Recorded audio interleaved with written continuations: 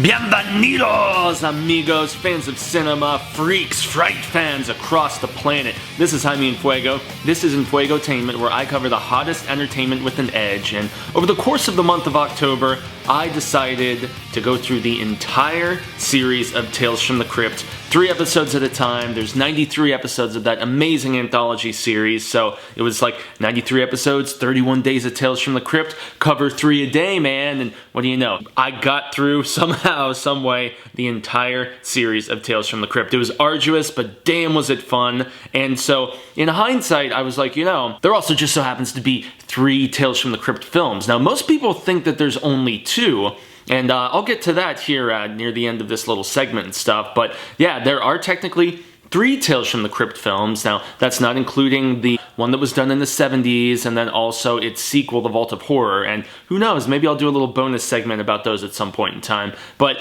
yeah, today, as I always do on Enfuegotainment, I'm gonna do the Bueno, the Malo, and the Feo about the 3 Tales from the Crypt films. And you guys can probably all guess what the Bueno movie is going to be of the 3 incarnations. That's right, it's Demon Knight. Damn Rizzle, man. This flick came out in early 1995, right after the 6th season of Tales from the Crypt ended. And so, yeah, some stuff went down, and the 7th season didn't start till like a year and a half later, which is really kind of crazy. But yeah, so Demon Knight is really good. I mean, it's muy bueno. You got Billy Zane as this like mysterious traveler guy who's after William Sadler, man. And as you guys know, we've seen William Sadler on Tales from the Crypt a couple times already. I mean, he was in very first episode that was ever broadcast, The Man Who Was Death, and he's like this executioner. He also pops up later in an episode called The Assassin, where he was reprising his role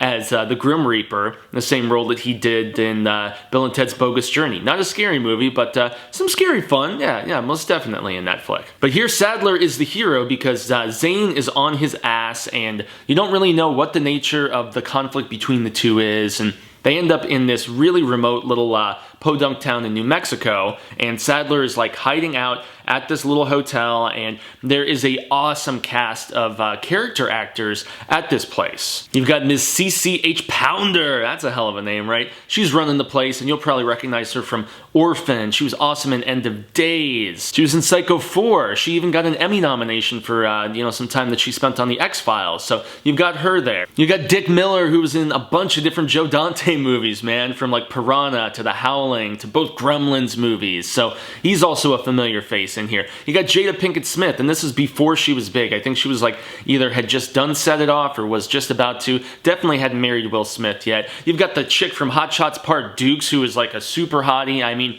the list goes on and on. Thomas Hayden Church is in there. I think he was still doing Wings at the time and definitely had not totally destroyed the Sandman like he did in the 3rd Spider-Man movie. But enough about all these guys. So you've got Billy Zane's character. He shows up, and he's got some darkness to him, but he's also got some humor. It's really, this movie is the perfect blend of humor and horror, which is what Tales from the Crypt always prided itself on trying to do, not just in the comics, those EC ones back in the 50s, but also when the TV series was really good. It hit both of those points and balanced it well, and it wasn't too silly. It still had some scares with some real, some real heft to them, you know? Would actually keep you on edge and really like some real freakishness, man. And that really comes in this Demon Knight, except they spell it with a K, as you saw. So who is the Demon Knight? Are there demons in this? Yeah, I'm sure if you've seen the trailers you would probably guess. But another thing I gotta mention is that the direction is really good on this one. You got Ernest Dickerson directing it,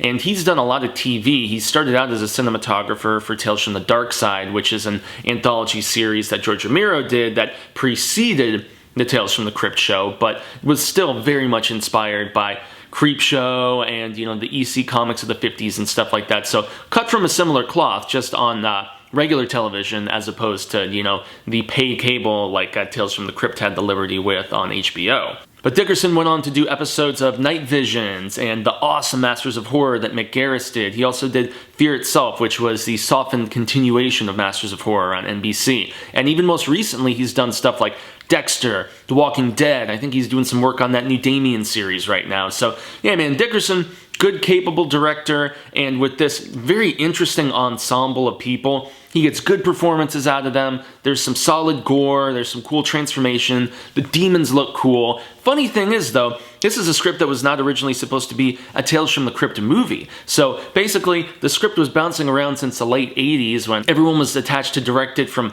Tom Holland, who did Child's Play, and Fright Night, you know, who also directed some Tales from the Crypt episodes, some awesome ones. And then Mary Lambert, the Pet Sematary director, was attached at one point. So they ended up saying, well, we're just going to turn it into a Tales from the Crypt movie. And it wasn't even supposed to be the first one released. They had like a couple others. One that was called Dead Easy, that was supposed to be like about zombies and Nolans or something like that. And they even say at the end, and this is not really a spoiler because it's just an interesting little tidbit, they even say at the end of Demon Knight in the post-credits, Crypt Keeper comes on and he's like, stay tuned for, Dead Easy, coming soon. And the movie never got made. Neither did the other idea that they were bouncing around at the same time as Demon Knight. So, yeah, Demon Knight, bueno, man. Muy bueno. It's the best Tales from the Crypt movie, and it kind of makes me sad because I would have liked to have seen more with this angle, because it does leave it kind of open-ended for more action to go down. But unfortunately, it never happened. So let's get to our MALO Tales from the Crypt movie. Yes, that's right, the bad Tales from the Crypt movie. And you know what? I really struggled with which one to put here. Was it going to be, a film that nobody even knew was a Tales from the Crypt film, or was it going to be the obvious one that kind of killed the franchise, Bordello of Blood? Well, in the end, I'm choosing Bordello of Blood, and it's one of those good bads, I mean, this is the thing. Amazing script idea, okay? So the story was actually by Bob Gale and Robert Zemeckis. Now, Robert Zemeckis had worked on, Tales from the Crypt since the very beginning. He directed the second episode and All Through the House, which is one of the best of the entire series. He also did Yellow. But yeah, Bob Gale was his writing partner. They collaborated on the script for Back to the Future and some other stuff. And, I gotta say, the idea of this was good. You get all these hotties together, like Erika Eleniak from, Baywatch and Under Siege and the Beverly Hillbillies. Very underrated film. Not scary, but really, really funny. And then you get Angie Everhart, who was, doing Sports Illustrated covers and trying to dabble at acting. Very similar to, so many of those supermodels at the time. And you got vampires. It's a bordello of vampires, and it's a very cool angle. You've even got some religious evil going on with a corrupt pastor, big swagger type Channel 21 dude, who's actually played by Chris Sarandon, who was a homie of Tom Holland from being the bad guy in Fright Night, being the lead vampire, and he was also in Child's Play, so he's in there. You've got Phil Fondasara, if I'm not butchering your name, who you guys saw in Food for Thought, which is another great episode. You got another cameo from William Sadler. I mean, dude, so much great stuff going on, and how can I not mention Dennis Miller, who is funny and actually really good as the, as the main, he's the private investigator who's trying to help Erika Eleniak find her brother, who, how could I forget, Corey Feldman is in this movie, for God's sake. Half of the Frog Brothers, and he's in another vampire movie, but very poor execution, I gotta say. And I really blame that, unfortunately, on the guys who were running Tales from the Crypt at the time. So Gilbert Adler and A.L. Katz, they had been producers and helping out with everything from scripting things, which is what they do here. So they took Bob Gale and Robert Zemeckis' story idea and they wrote the screenplay for it. And I think the screenplay is really not very good. So, very cool story idea. I love the concept of Bordello of Blood. I actually liked Bordello of Blood better as a kid than I did Demon Knight, but that was probably because there's tons of boobies in it. And, and at the end of the day, it's not scary. Demon Knight is actually scary, and it's got some humor. Whereas Bordello of Blood, it's bad. It's really playing things for laughs. It's just kind of meh, what are you gonna do? So it's not an awful Tales from the Crypt. It is not nowhere near as mallow as some of the really, really wretched episodes of the show, but it goes on too long.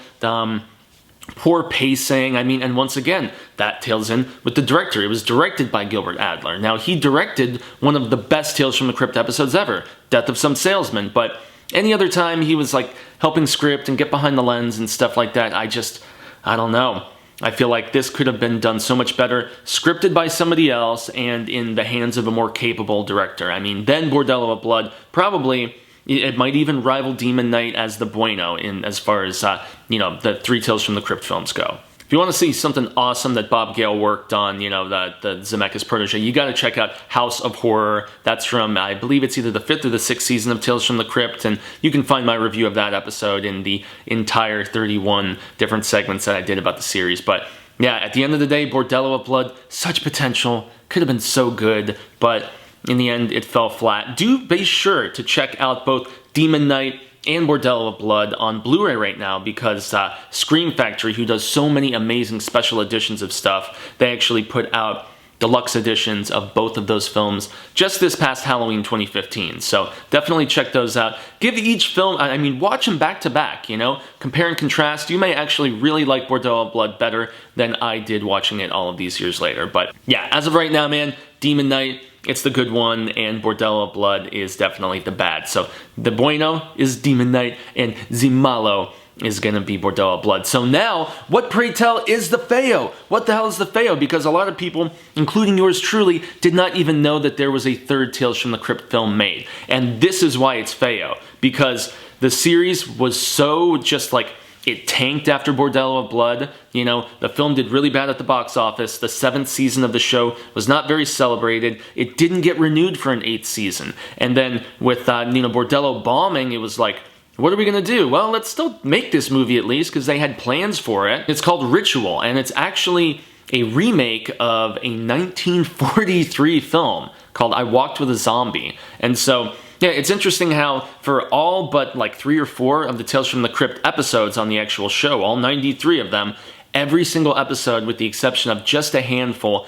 were all based on those EC comics, you know, like The Vault of Horror, The Haunt of Fear, Tales from the Crypt, Shock Suspense Stories, and, you know, all of those. But yeah, for the 3 movies, they were all original ideas, except for the 3rd one. This is technically a full-on remake of that particular zombie film from the 40s, which is crazy. And it's directed by a guy named Avi Nesher, who did, he's an Israeli director who really has, you know, come into his own in the late 90s and early 2000s and pushing Israeli cinema as being like worldwide caliber. But in the early mid-90s, he was doing weird movies like Time Bomb with Michael Biehn and Doppelganger with, oh goodness, it's Drew Barrymore, I believe. So yeah, he collaborated on a rewrite of this script, like a new script based on that original 4D zombie movie with none other than Rob Cohen. Yeah, that's not one of the Coen brothers. That's actually the Rob Cohen who worked on weird, you know, beef meathead stuff like the Triple X movie and Fast and the Furious, the first one. And so, yeah, kind of a odd pairing, but, you know, the script is not bad. And you know what? For having never seen this movie, this is not a bad movie, but it just doesn't have as much of a feel of Tales from the Crypt as the first 2 did, you know? Whereas Bordello of Blood felt like a not that good Tales from the Crypt episode, and Demon Knight felt like a good Tales from the Crypt episode. This doesn't even really feel like Tales from the Crypt, which is probably why 99, 2000, and being completed in 2001, it didn't even see like a North American release till like 2006 or something like that. And it had talent. You've got Jennifer Grey, yeah, that's right, Miss Dirty Dancing, Ferris Bueller and Red Dawn. She's like the lead in this, and she's this doctor who basically oversteps her boundaries trying to save a patient, loses her medical license, ends up taking on a caretaking position in Jamaica, and there's all kinds of shadiness going on this particular spot. There's a bunch of rich white people, there's a bunch of young Jamaicans who, you know, are leftovers from the British colonization and, you know, like an African slave type stuff, basically. And the rich elite, there's a couple guys there. You've got Tim Curry, who was so amazing in that Death of a Salesman episode. And then you've got Craig Sheffer, who was in Fire in the Sky. He was in Nightbreed. He was also in a later version of Hellraiser called Inferno. I think that was like the 5th entry. And so, yeah, that guy's a hell of an actor. He's actually pretty damn good, as we found out in A River Runs Through It with Brad Pitt. So yeah, the cast is interesting, but, you know, being Jamaica, it's dealing with voodoo and Crypt Keeper stuff that is at the beginning and the end has him with these fake dreadlocks and making bad jokes about ganja and all this other stuff. So yeah, since we'd already seen, I mean, we've seen vampires like a half dozen times on Tales from the Crypt already, but we'd also seen, I mean, with vampires, I think there's so much more you can do, whereas we had already seen Till Death on the 2nd season of Tales from the Crypt, one of my favorite episodes. You'd also seen Dead Weight, which had Whoopi Goldberg in it, directed by Tobe Hooper, another amazing voodoo-esque episode. So, I mean, yeah, this just, it just didn't do it for me. It was Feo because of the fact that it was so ugly after Bordello of Blood and the cancelization of the series that they were like, you know what? We're not even going to put the Tales from the Crypt name on it. We're just going to release it as a standalone movie, which is what they did. They released it without the Tales from the Crypt name until years and years later when it got a proper DVD release, and then they're like, okay, let's, on the special edition, put the Crypt Keeper stuff back at the beginning and the end and actually let people know that this was a Tales from the Crypt movie. So, yeah. There it is, Feo for you, in the fact that there's only one good kill in this. It doesn't feel like a Tales from the Crypt episode or movie, which is ugly. And Tales from the Crypt had such an ugly reputation at the time that, you know, it didn't even want to put the name on at the end of the day.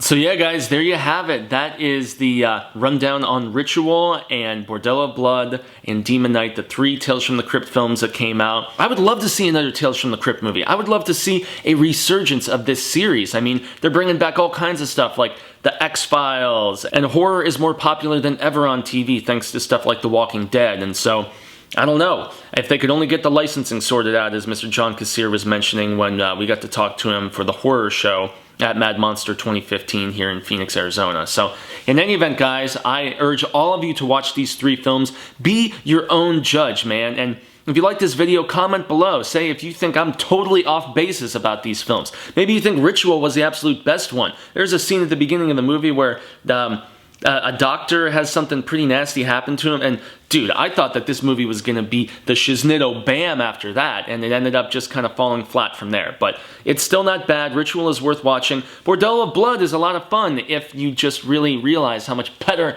it could have been, and, you know, try not to let that bother you. But Demon Knight is choice, man. All the performances are good. That one is head and shoulders above all. So I extend a grande gracias to anybody who is just tuning into this about the 3 movies, or if you went through all 31 episodes of me going through the entire Tales from the Crypt series and you have finally made it to the same finish line that I have here in November after doing all 31 days of that Crypt coverage. So I've been Jaime En Fuego. You can find me here on YouTube, obviously, and all over social media sectors, just like you're seeing it spelled below. Twitter, Instagram, Facebook. I'm on all of those, always talking about the hottest entertainment with an edge and always having a ton of fun with that. You can also find me doing more spectacular coverage at thehorrorshowchannel.com, just like you're seeing it spelled below. And who knows, I'm actually thinking I really want to go back and cover those Vault of Horror and Tales from the Crypt 70s anthologies that they did, because I've actually never watched them. I know, I'm as big of a fan as I am of the 80s and 90s incarnation of the Crypt. I mean, it's kind of a travesty that I've never watched it. And I'm also going to scope out the Perversions of Science, which, if anybody has scoped out, I haven't seen those either. That's the sci-fi show that they tried pushing, which was kind of biting on the Twilight Zone that HBO did right after, and didn't even, it lasted like 1 season, like maybe 10 episodes. So I'm going to scope those out too. But yeah, guys, if you're just watching this for the movies, or if you've seen the series before, gracias, and thank you so very much for tuning in. And I look forward to discussing more cinema and freakish things with you in the future. And until then, adios, cinemigos.